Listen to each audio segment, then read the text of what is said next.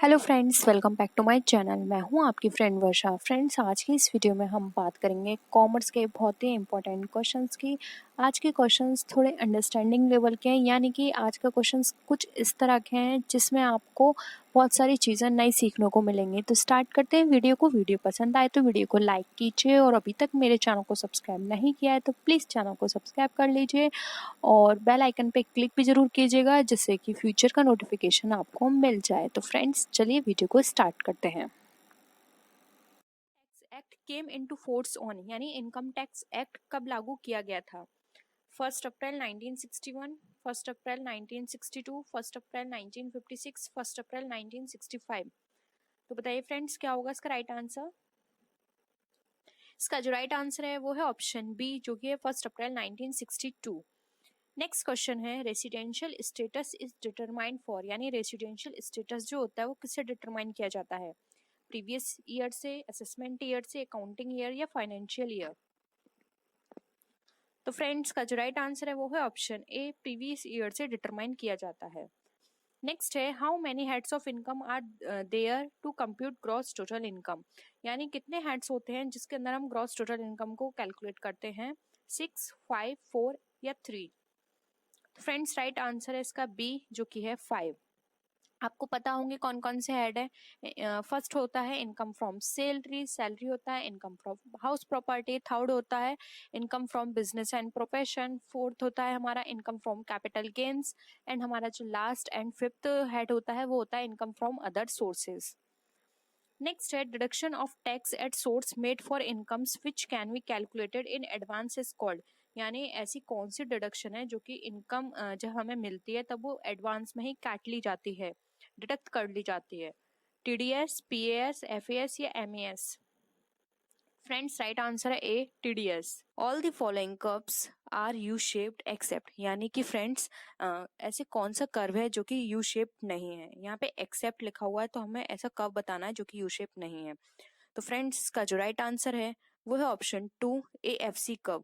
AFC curve friends हमारा U shape curve नहीं होता है, क्योंकि इसमें जो ये ना तो हॉरिजॉन्टल लाइन पे टच करता है, ना ही वर्टिकल एक्सिस पे टच करता है, इसलिए हमारा ये यू शेप कर्व नहीं होता है। नेक्स्ट क्वेश्चन पे मूव करते हैं। Multi stage stratified random sampling is, यानी कि multi stage stratified random sampling है वो कौन सी सैम्पलिंग है? ऑप्शंस हैं probability sampling, selective sampling, non probability sampling या नन ऑफ द अबव। तो फ्रेंड्स, का जो राइट आंसर है वो है ऑप्शन ए, वो है प्रोबेबिलिटी सैम्पलिंग। नेक्स्ट क्वेश्चन है, which of the following are considered output units of a computer, यानी कि कंप्यूटर की जो यूनिट है उसमें कौन से जो इनपुट है वो जो आउटपुट की तरह कंसिडर किया जाता है? Floppy disk, that and CDs, printer, video display unit या फिर माइक्रोफिल्म? तो फ्रेंड्स, इसमें जो प्रिंटर है वो आउटपुट की तरह यूज किया जाता है कंप्यूटर में। नेक्स्ट क्वेश्चन है, process of delegation of authority involves, यानी कि जो फ्रेंड्स अथॉरिटी की जो प्रोसेस होती है, डेलीगेशन ऑफ अथॉरिटी की प्रोसेस, उसमें क्या क्या चीज़ों को इंक्लूड किया जाता है? ऑप्शंस हैं transfer of authority, transfer of responsibility, transfer of authority and responsibility, and transfer of की मैनेजमेंट फंक्शन।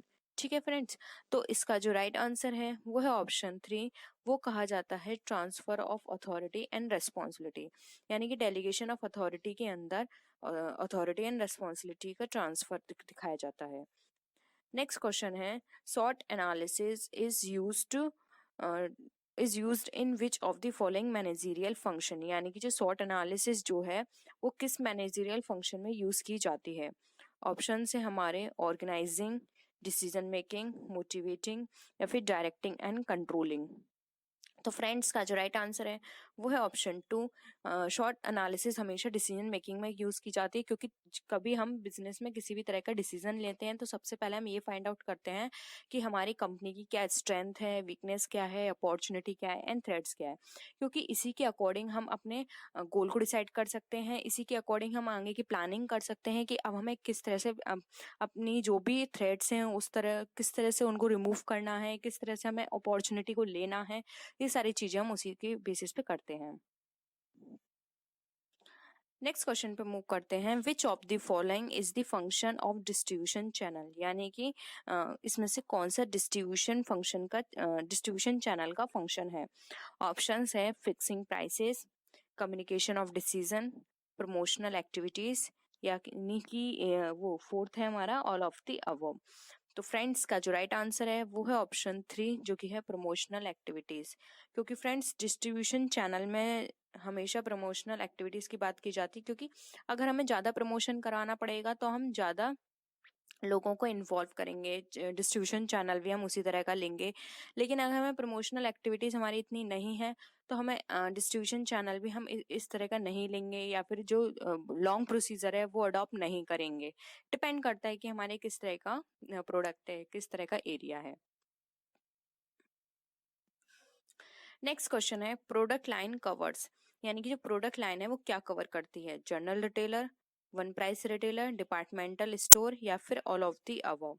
तो फ्रेंड्स इसका जो राइट आंसर है वो है ऑप्शन 4 जो कि है all of the above.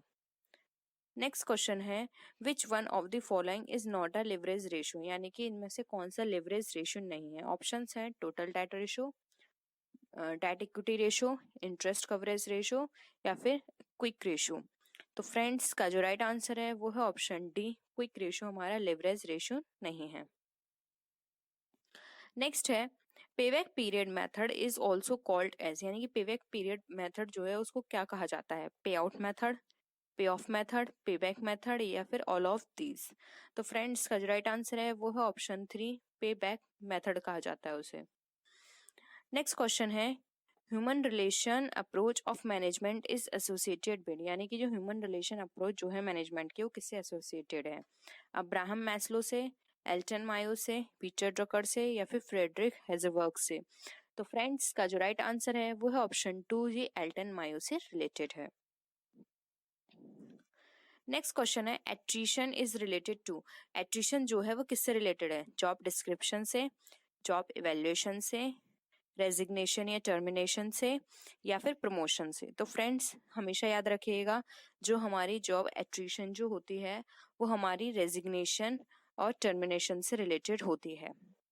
Next question है the nationalized New Bank of India was later merged with, जो nationalized New Bank of India है वो लेटर यानी बाद में किस में मर्ज हो गई। सेंट्रल बैंक ऑफ इंडिया में, बैंक ऑफ बड़ौदा में, पंजाब नेशनल बैंक में, या कैनरा बैंक में। तो फ्रेंड्स का जो राइट आंसर है वो है ऑप्शन 3, ये मर्ज हो गई थी पंजाब नेशनल बैंक में। नेक्स्ट क्वेश्चन है the first financial institution setup in India, यानी कि इंडिया में फर्स्ट फाइनेंशियल इंस्टीट्यूशन कौन सा सेटअप हुआ। इडबी, आईसीआईसीआई, आईआरबीआई, या फिर आईएफसीआई। तो फ्रेंड्स का जो राइट आंसर है वो है ऑप्शन डी जो कि है आईएफसीआई। नेक्स्ट क्वेश्चन है which section option is not of balance of payment, यानी कि जो कौन सा सेक्शन है जो कि बैलेंस ऑफ पेमेंट का नहीं है। Current account, capital account, official reserve account, या फिर लॉस अकाउंट। तो फ्रेंड्स का जो राइट आंसर है वह है ऑप्शन डी जो कि है लॉस अकाउंट। लॉस अकाउंट हमारा बैलेंस ऑफ पेमेंट का ऑप्शन नहीं है या फिर सेक्शन नहीं है। नेक्स्ट है which conference had given birth to International Monetary Fund, यानी कि इंटरनेशनल मॉनेटरी फंड में जो कौन सी कॉन्फ्रेंस है जिसने बर्थ दिया था इंटरनेशनल मॉनेटरी फंड को। ऑप्शंस हैं Uruguay round conference, round table conference, Bretton wood conference, या फिर शिमला कॉन्फ्रेंस। तो फ्रेंड्स इंटरनेशनल मॉनेटरी फंड जिसको हम आईएमएफ भी बोलते हैं उसको जन्म दिया था ब्रिटेन वुड कॉन्फ्रेंस ने, जो कि हमारा जो थर्ड ऑप्शन है वो हमारा राइट ऑप्शन है, ब्रिटेन वुड कॉन्फ्रेंस। नेक्स्ट है which one of the following pair is not correctly matched, यानी कि इसमें से कौन सा जो पेयर है वो करेक्टली मैच नहीं है। Installation of machinery, installation cost account, relevant cost, decision making, valuation of share, purchase of a company, break even analysis, margin of safety। तो फ्रेंड्स का जो राइट आंसर है वो है option A, installation of a machine, installation cost account. ये जो option है ये करेक्ट नहीं है। नेक्स्ट क्वेश्चन है which of the following is not a form of organisation, यानी कि इसमें से कौन सा फॉर्म ऑफ ऑर्गेनाइजेशन नहीं है।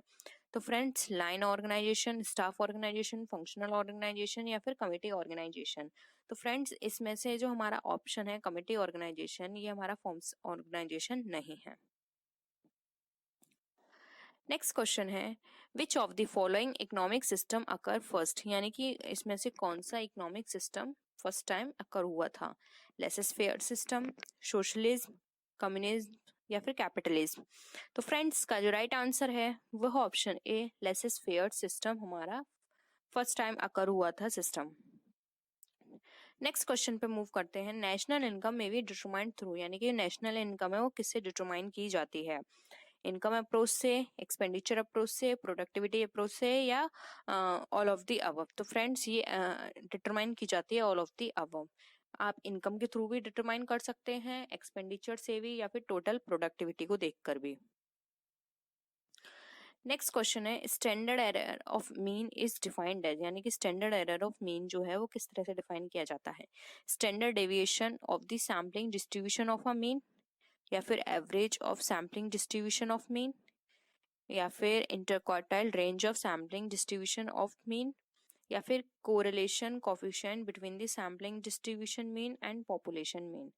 तो फ्रेंड्स इसका जो राइट आंसर है वो है option 1 standard deviation of the sampling distribution of mean, यानी कि जो भी मीन निकल कर आएगा उसकी सैम्पलिंग डिस्ट्रीब्यूशन का उसका स्टैंडर्ड डेविएशन निकालना हमारा स्टैंडर्ड एरर ऑफ मीन का उसका मतलब होता है। नेक्स्ट आता है which of the following is not involve in the characteristics of business ethics, यानी कि इसमें से कौन सी करेक्टरिस्टिक्स इन्वॉल्व नहीं है बिजनेस एथिक्स में? फर्स्ट आता है business ethics is a dynamic philosophy, second आता है business ethics is based on moral value, third आता है business ethics influenced by social culture value, या फिर फोर्थ है हमारा business ethics is not inspired by social welfare? तो friends का जो राइट आंसर है वो है ऑप्शन डी। इसमें ये लिखा गया है कि जो सोशल एथिक्स हैं वो सोशल वेलफेयर से इंस्पायर्ड नहीं होते, जबकि ऐसा नहीं है फ्रेंड्स। बहुत सारे एथिक्स ऐसे होते हैं जो कि हमारे सोशल वेलफेयर से इंस्पायर होते हैं। नेक्स्ट क्वेश्चन है management of sales force involves, यानी कि जो सेल्स फोर्स है उसका मैनेजमेंट में क्या क्या इन्वॉल्व होता है? Selection of salesman, remuneration to salesman, training of salesman, या फिर ऑल ऑफ द अबव? तो फ्रेंड्स का जो राइट आंसर है वो है option D all of the above. Sales force के मैनेजमेंट में आप सिलेक्शन भी करेंगे सेल्समैन का, सेल्समैन की रेम्युनरेशन की भी बात होगी और सेल्समैन की ट्रेनिंग की भी उसके अंदर बात की जाएगी। तो ये सारी चीजें ही सेल्स फोर्स के मैनेजमेंट में इंक्लूड होती हैं। नेक्स्ट क्वेश्चन है is a permanent inter government body governing and regulating international trade in goods and services, यानी कि ऐसी कौन सी परमानेंट इंटर गवर्नमेंटल बॉडी है गवर्नमेंट की जो कि गवर्न करती है और रेगुलेट करती है इंटरनेशनल ट्रेड को? जब भी गुड्स एंड सर्विसेज की बात की जाती है तो उसमें रेगुलेट करती है। ऑप्शंस हैं गैट, एग्जिम बैंक, डब्ल्यूटीओ या फिर आईएमएफ? तो फ्रेंड्स का राइट आंसर है डब्ल्यूटीओ। डब्ल्यूटीओ हेल्प करती है जो भी इंटरनेशनल ट्रेड होते हैं गुड्स एंड सर्विसेज के, उसमें वो रेगुलेट करती है, उसको गवर्न करने होती है, और जो भी किसी भी तरह की कोई रूल्स एंड रेगुलेशन की बात होती है तो डब्ल्यूटीओ वो करती है। नेक्स्ट है fiscal deficit in the union budget means, यानी कि यूनियन बजट में फिस्कल डेफिसिट का क्या मतलब है? ऑप्शन है हमारे the sum of budgetary deficit and income, net increase in internal and external borrowings, second option है the difference between current expenditure and current revenue, third option है the sum of monetize deficit and budgetary deficit, fourth option है net increase in union government borrowing from the reserve bank of India. तो friends इसका जो right answer है वो है option 2। Friends जब भी डिफरेंस की बात की जाएगी करंट एक्सपेंडिचर और करंट रेवेन्यू में तो वहाँ वो हमारा फिस्कल डेफिसिट होता है। यहाँ पर ये लोग क्या बात कर रहे हैं? बजटरी डेफिसिट और net increase in internal and external borrowings. Friends यहाँ पे ये सिर्फ बोरोइंग्स की बात कर रहे हैं, जबकि यहाँ पर हम all current expenditure and current revenue सबकी बात करते हैं। यहाँ पर भी ये मोनेटाइज डेफिसिट और बजटरी डेफिसिट की बात कर रहे हैं जो कि रॉन्ग है, और यहाँ बात कर रहे हैं net increase in union government. Net increase in union government की बात कर रहे हैं जो कि बोरोइंग से ही रिलेटेड है, तो ये भी गलत है। फिस्कल डेफिसिट में हम current expenditure and current revenue की बात करते हैं, इसलिए हमारा ऑप्शन 2 जो है वो राइट ऑप्शन है। नेक्स्ट क्वेश्चन है the objective is to achieve growth with equity, यानी कि ऐसा ऑब्जेक्टिव जो कि हेल्प करता है हमारा ग्रोथ विद इक्विटी में। तो ये किसका ऑब्जेक्टिव था? ये 9th प्लान का था, 10th प्लान का था, 8th प्लान का था, यानी या फिर 7th प्लान का था। तो फ्रेंड्स ये ऑब्जेक्टिव था हमारा 9th प्लान का, जो हम 9th 5 ईयर प्लान था, ये उसका ऑब्जेक्टिव था growth with equity. Next question है the significant development in the sphere of foreign exchange was the introduction of, यानी कि जो सिग्निफिकेंट डेवलपमेंट है फॉरेन एक्सचेंज का, उसका इंट्रोडक्शन क्या था? वो किसका था? फॉरेन एक्सचेंज रेगुलेशन का था, फॉरेन एक्सचेंज मैनेजमेंट एक्ट का था, एक्सपोर्ट इंपोर्ट पॉलिसी 2005-6 का था, या फिर एग्जिम बैंक का था? तो फ्रेंड्स ये था हमारा फॉरेन एक्सचेंज रेगुलेशन एक्ट का। नेक्स्ट क्वेश्चन है the term industrial policy refers to, यानी कि इंडस्ट्रियल पॉलिसी है वो क्या बताती है?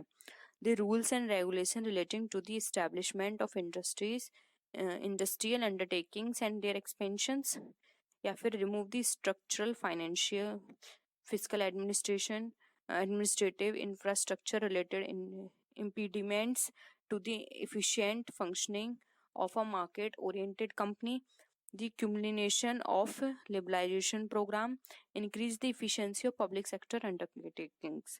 तो फ्रेंड्स अगर हम इंडस्ट्रियल पॉलिसी के मीनिंग की बात करें तो यहाँ पर इसका जो मीनिंग है वो ऑप्शंस 2 जो है हमारा वो राइट है, क्योंकि इसमें ये बात कर रहा है जो भी स्ट्रक्चरल फाइनेंशियल होते हैं उसको रिमूव करता है, फिजिकल एडमिनिस्ट्रेटिव की बात करता है, इंफ्रास्ट्रक्चर की बात करता है, और साथ ही साथ ये इफिशिएंट फंक्शनिंग की बात करता है, जो कि मार्केट ओरिएंटेड इकोनॉमी में बहुत ही ज़रूरी है।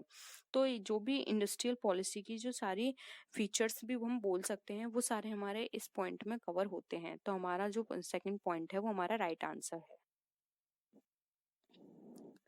नेक्स्ट क्वेश्चन है who are the customers of cost and management accounting, यानी कि जो कॉस्ट एंड मैनेजमेंट अकाउंटिंग है उसका कौन कस्टमर होगा? मैनेजर्स, क्रेडिटर्स, लेंडर्स या कंज्यूमर्स? तो फ्रेंड्स का राइट आंसर है ए, जो कि है मैनेजर्स। मैनेजर इसका ओनर होगा, सॉरी कस्टमर होगा। नेक्स्ट क्वेश्चन है which of the following is an efficiency ratio. Efficiency ratio इसमें से कौन सा है? Price earning ratio, debt equity ratio, acid test ratio या फिर एवरेज कलेक्शन पीरियड? तो फ्रेंड्स का जो राइट आंसर है वो है ऑप्शन डी, जो कि है average collection period. Next question है what do you mean by cash equivalent. Cash equivalent क्या होता है? तो फ्रेंड्स कैश इक्विवेलेंट जो है उसका मतलब बैंक बैलेंस से है, short term highly liquid securities से है, इन्वेस्टमेंट से है, या फिर इन्वेस्टमेंट इन डिवेंचर से है? तो फ्रेंड्स का जो राइट आंसर है वो है ऑप्शन 2, जो कि short term highly liquid securities होती हैं जिसको हम इजीली कन्वर्ट कर सकते हैं कैश में, वो हमारे कैश इक्विवेलेंट कहलाते हैं। यानी कि ऐसी सिक्योरिटीज या ऐसी एसेट्स जो कि इजीली कन्वर्टेबल हों, जो शॉर्ट टाइम में कन्वर्ट हो जाएं कैश में, वो हमारी कैश इक्विवेलेंट कहलाते हैं। ये मेनली जो होती हैं वो मोर देन 1 ईयर की होती हैं, सॉरी लेस देन 1 ईयर की होती हैं। नेक्स्ट क्वेश्चन है the profit calculated by marginal costing and absorption costing are different because of, यानी कि जो प्रॉफिट जो है मार्जिनल कॉस्टिंग के द्वारा जो कैलकुलेट किया जाता है और एब्जॉर्प्शन कॉस्टिंग के द्वारा, उन दोनों में क्या डिफरेंस किसके द्वारा होता है? कैपिटल एंड रिजर्व के द्वारा, ओपनिंग स्टॉक के द्वारा, वैल्यूएशन ऑफ स्टॉक के द्वारा या क्लोजिंग स्टॉक के द्वारा? तो फ्रेंड्स वो होता है हमारा वैल्यूएशन ऑफ स्टॉक के द्वारा डिफरेंस आता है। नेक्स्ट है which of the following is not the method of forecasting, यानी कि फोरकास्टिंग डिमांड का इसमें से कौन सा मेथड नहीं है? ऑप्शंस हैं collection opinion method, total outlay method, expert opinion method या कंट्रोल्ड ओपिनियन मेथड? तो फ्रेंड्स का जो राइट आंसर है वो है ऑप्शन 2, ये है टोटल आउटले मेथड। नेक्स्ट है when marginal utility is negative then total utility, यानी कि मार्जिनल यूटिलिटी अगर नेगेटिव है तो टोटल यूटिलिटी क्या होगी? इंक्रीज होगी, डिक्रीज होगी, जीरो होगी या नेगेटिव होगी? तो फ्रेंड्स का जो राइट आंसर है वो है ऑप्शन हमारा 2, जब हमारी मार्जिनल यूटिलिटी नेगेटिव होती है तो टोटल यूटिलिटी हमारी वहाँ पे डिक्रीज जाएगी। तो फ्रेंड्स का राइट आंसर है 2, ये हमेशा हमारी डिक्रीज होगी। तो फ्रेंड्स ये थी आज की वीडियो। आई होप आपको आज के क्वेश्चंस पसंद आए होंगे। अगर वीडियो पसंद आए तो वीडियो को लाइक कीजिए, अपने फ्रेंड्स के साथ शेयर कीजिए, और किसी भी तरह की कोई भी क्वेरी हो या आप सजेशन देना चाहते हैं तो आप नीचे कमेंट सेक्शन में लिख सकते हैं। तो फ्रेंड्स नेक्स्ट वीडियो में हम फिर मिलते हैं और अच्छी वीडियोस के साथ, तब तक के लिए बाय बाय।